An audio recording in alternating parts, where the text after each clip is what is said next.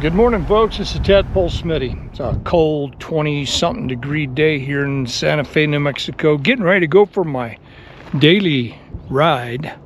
But before I do, I got something in the mail back in Tadpole Smitty's garage. Let's go check it out.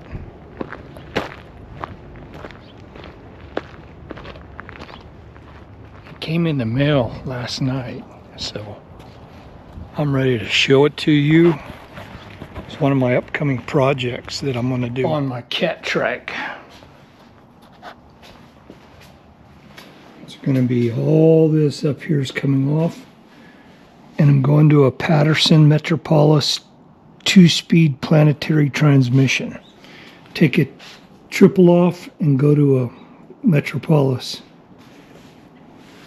So let's go check it out. Yeah, this just came in the mail.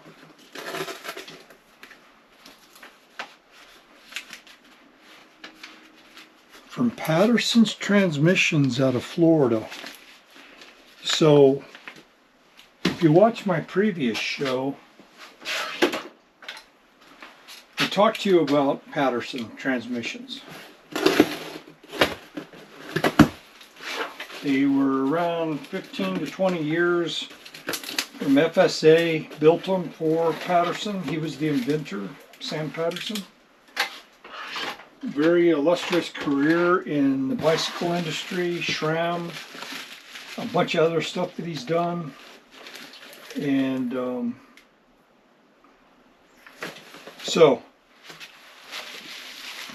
the Patterson Transmission is a 2-speed planetary drive system, and it is a 1-to-1 on a 28-tooth single ring. And when you advance the cable system that pulls it into overdrive, it effectively equates to a 45 tooth in overdrive. So that's 1.6 overdrive. So you have a 2-speed transmission. Much like a Schlumpf, except it's dramatically less in cost. And you don't have to chamfer the bottom bracket.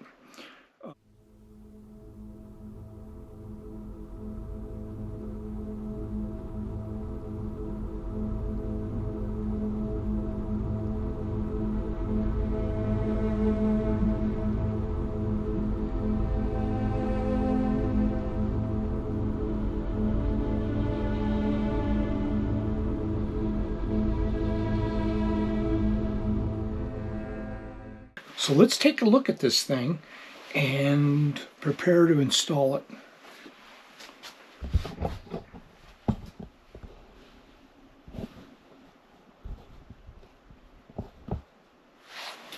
Okay, what we have here is a summary of order. I did order some extra parts. There's the pawl right there and the ratchet gear. So these are out of production.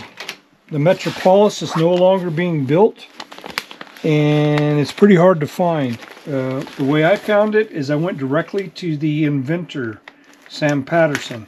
He still maintains a website called Patterson's Transmissions, and you can find him online. He still stocks the Metropolis, and as far as I can tell, he's stocking all of the internal parts that you may need, like what he recommended I buy. The parts that do wear over time, not real quick, but over time, especially if you don't maintain it, is he asked me to order a control pawl, which is this little booger right here. I'll open it up. And the ratchet wheel, which is this one right here. And they weren't expensive. The control pawl was $35 and this ratchet wheel was $50. So I did buy those extra parts. They do wear a little bit over time. So they have everything to rebuild the Metropolis online in Sam's parts that he acquired when the FSA no longer produced them. So I ordered a black 170 millimeter crank arms. Those right there.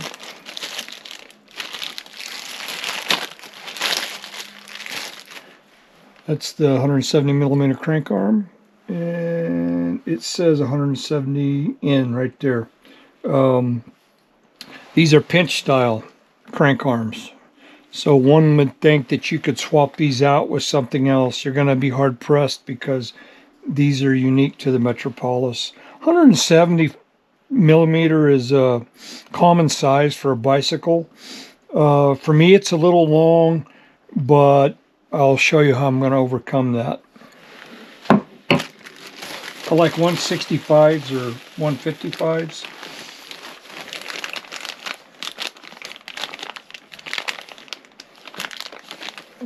I'll go over what these parts are called. I don't recollect what this is. I know what it does, but I can't remember what he called it. Just want to unbox it and show you everything. Here's the bottom bracket hub.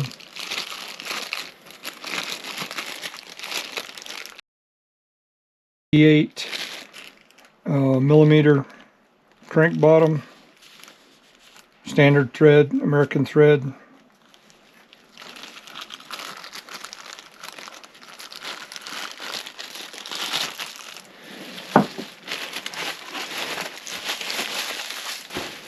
Here's the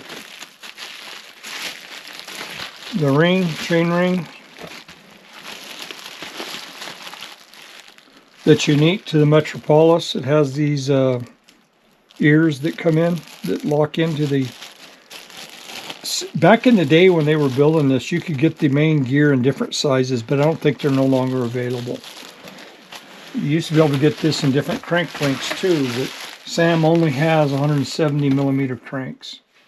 So like I said, it's a 28 tooth chain ring. And the Planetary transmission crank set is black, and it's 170 millimeter cranks.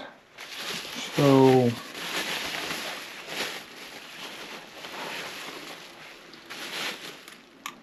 the Planetary is inside. You can see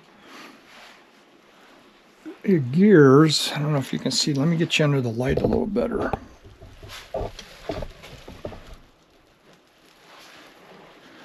You can see the gears turning internally in there. It looks like there's 4 gears on a pinion.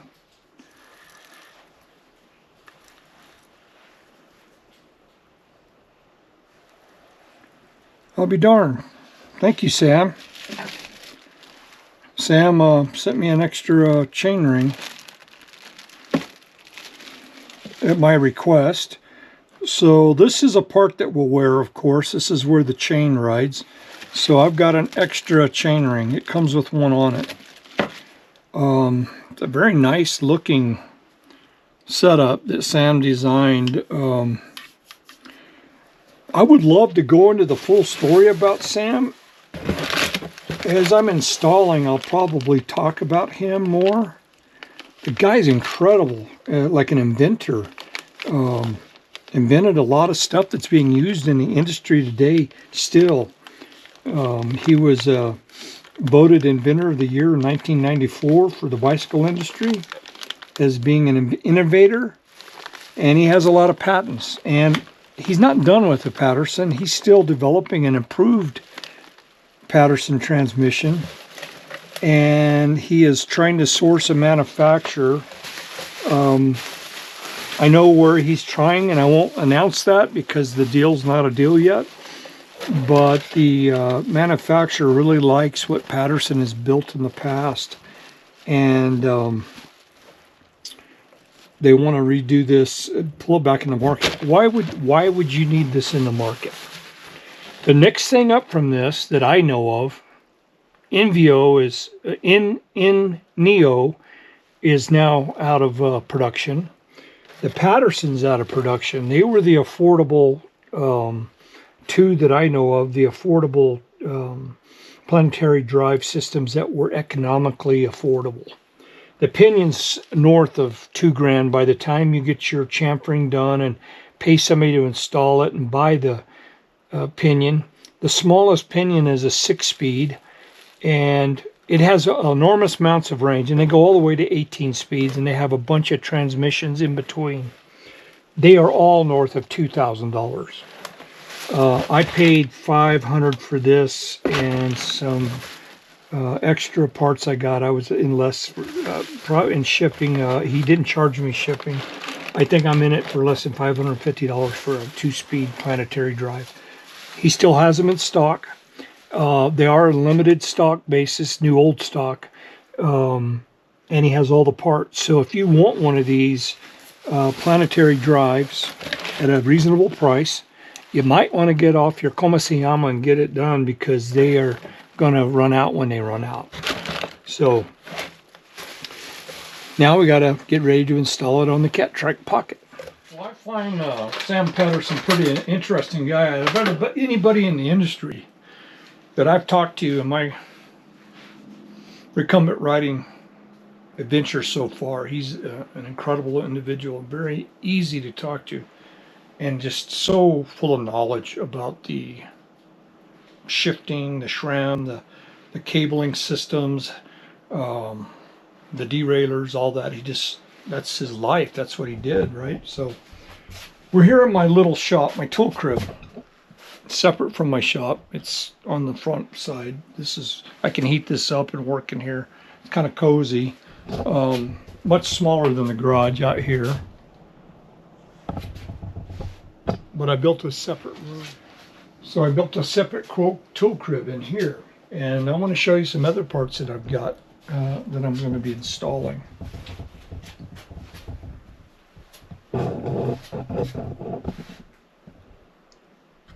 So I've already showed you the Patterson. Here is my rack for the back of the Catrike. It's aluminum, real light. It has adapters in another box over here that this is where I'm going to carry my stuff when I go on my epic road trips. Is one of these rear racks that go above the rear wheel. And they're pretty universal fit, so that's that. I've got a bag that's going to be on my epic trips when I go to Moab and Snow Canyon and Tucson. That's my planned first trips. This is a bag that I got off Black Friday special, expandable little pannier bags. Not very big, you don't need panniard sides, but that expands down, gives you extra storage. Nice little bag that goes on the rack. This is a smaller bag. I intend to carry my goodies and a little rain cover that goes with it. It's rain resistant, and this makes it rain proof. Pretty big inside. It's got a drink holder that's going to hang off the rear. And it's got Velcro that go around the rack. I think that's about it on the bag. It's got this thing on top. You can put your jacket or whatever on top of your bag. And also my kayak cover that will be developed using the rack to develop a cover for the hot rides in the Southwest desert. I find that if I have a top on my trikes, I can ride in 100+ degree weather, whereas without it, you just bake. Even with the shade, little visor helmet looking things, getting the sun off the core of your body is important when you're riding. If I don't have these tops, I got to get out of the sun by mid-morning, or I'm burning up. So that, because the cat's so narrow on the back, I had to buy the rack, and I'm going to have to engineer how I pull the side poles in, because the cover is way wider than the Catrike. I think the cover is at 24 inches wide on the mast posts that hold it up, and the Catrike's less than 15 inches on the back. So the rack will give me a platform to fit it to. The tools you'll need to install the Patterson transmission on the front of your trike is one tool that he sends with the kit. And you'll see me use it to install. And you'll need a couple of more tools that does not come with the kit. And I bought them offline through Park Tools. A BBT 18 is a tool you'll need to do the crank set nut. You'll need a I think it's a BBT 9 to hold it in place while you're installing it. This is also a Park tool I got off Amazon. You get it from most bike shops too. You'll need those 3 tools, 1 from Sam Patterson and 2 on your own. You'll also need some lube. Sam has tutorials online showing you how to install this system, and he tells you where to grease and where to maintain the transmission when you're building it. So you'll need those objects for sure. You'll need a torque wrench, a small torque wrench, and probably some other various small tools. But it's not hard to install. You don't have to modify the trike at all.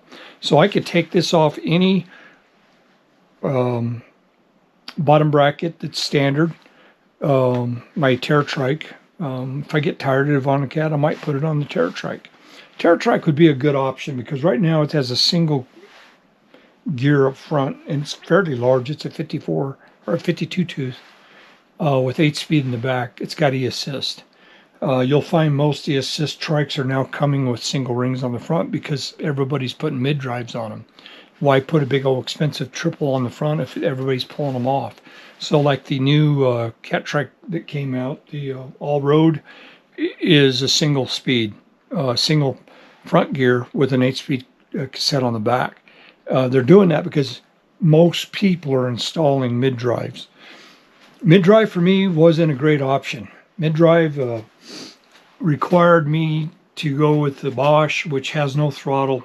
With my disabilities, I like calling them that, my physical challenges, I wasn't able to use the Bosch. I would have loved to, but the Bosch has no throttle. And it's 250 watt, which is great. You don't need nothing more than that. The mid-drive is expensive, and you can buy it standard, brand new, on cat, on Terra trike, on everything. There's nothing wrong with the Bosch. In fact, the industry says it's the most reliable motor out there. But for me, with my bad hip, when I get tired, my hips tends to start, I'll call it locking up. It's got arthritic in it. And when I get tired, it gets sore. I need a little help, especially pulling those big hills. Well, the Bosch responds to the amount of torque that you're pushing with your feet. And when I got a limp home, I can't use it, so I need a throttle. So the option was to go to a Bafang mid-drive with a throttle, and you can get those, relatively expensive. Or you can go to a hub drive. And I decided to go with the hub drive. I found a company in Colorado called EBO.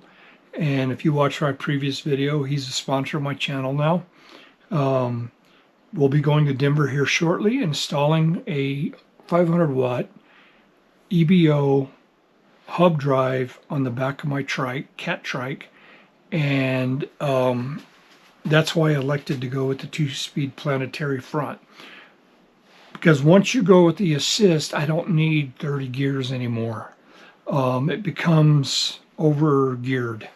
Most of your e-assist bikes don't need an 18-speed pinion. Those 18-speed pinions are for people that are naturally pushing with no e-assist. All these Planetary drives that are on the market now, even the roll-off, they're over-geared for the electric assist. In fact, most people that install them are skipping 3 gears at a time. Because they just don't It's too much gear with the assist. So if you're going to get a roll off, get the lowest amount of gears if you're going to run e-assist, because you're not going to need to pay all the extra money, and you're not going to need all those gears. Those gears become redundant. They overlap. So that's why you're seeing new e-assist trikes come out like the all-road with a single speed front gear, chainring, and a smaller cassette on the rear. You just don't need that many gears. So I went with a hub drive. Cost is a little less. It's no wear and tear on the drivetrain.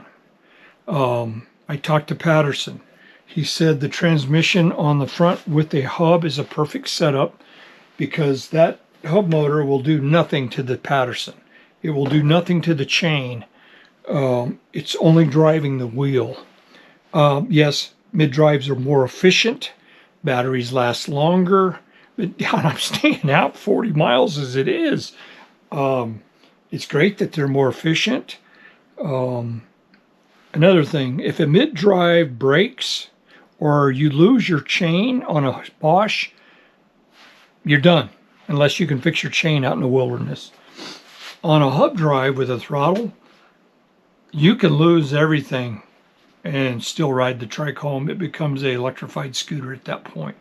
Or if you're disabled or have physical challenges like myself, you're able to still get home, and I can pedal a little bit, but if my hip gets hurt, and I can just hit that throttle. It still has the assist. I can use up to 5 levels. Jason at EBO is going to set up the parameters of the controller to what I want.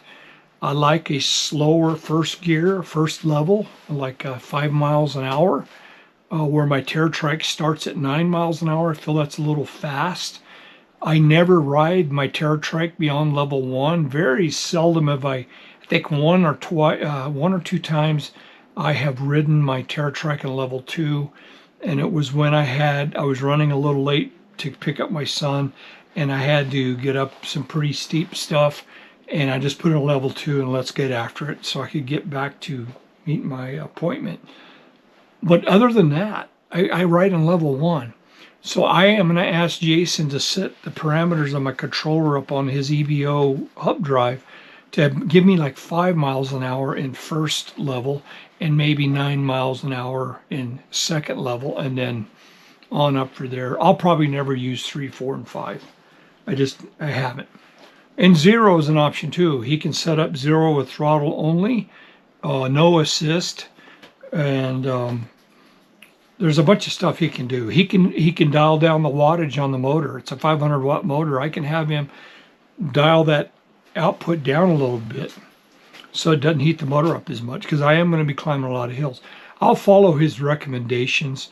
I was going to go with a 350 watt motor that he does build in-house, but I ended up going with a 500 watt because he said the 500 watt is wound bigger copper windings on the internals of the motor. They run a little cooler if you're climbing a lot of hills, Moab, Snow Canyons, a lot of hills. I want that option. So even though I didn't want a lot of power, he said you need the copper windings are a little bigger. They hold the thermal load a little better than the little 350. 350 does fine on flat level ground. Most people can ride it, and some hills. But he recommended to upgrade to the 500. It was only $100 and something more to get the bigger motor. So he can dial down the wattage on that if I want to. So anyway, folks, this is the Metropolis. All my parts, the project. Will be leaving if snow doesn't kick my butt off the road. I leave Monday, which today's Tuesday. Next Monday I leave for Denver. And I should be installing on the 9th of December if we don't have some kind of Arctic event up there or in New Mexico. I got to go over some mountain ranges to get up to Denver, so it can get treacherous this time of year. So anyway, folks, I hope you like my content.